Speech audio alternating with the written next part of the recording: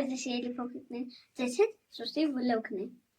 Այսօր մենք կխոսենք թիթեռների մասին։ Հին դարերում թիթեռներին անվորներ են թռչող ծանքներ, որտեղ նրանք շատ գեղեցիկ էին։ Եթե ուշադիր լինեք, թիթեռը թևերը բացելիս դուք կնկատեք աչքեր։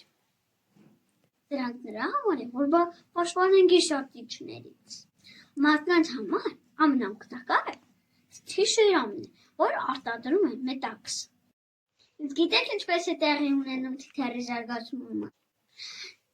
Թիթեռի կողմից դրած ձևից դուրս են գալի թրթուրներ, որոնք մեծանում են ու դառնում են հարսնյակ։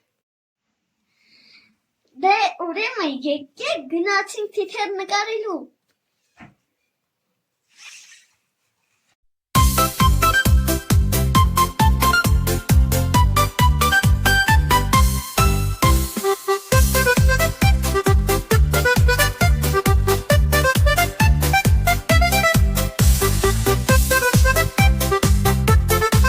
Ահա, մեր թիթեռը պատրաստ է։ Կհանդիպենք հաջորդ անգամ։ Հաջողություն։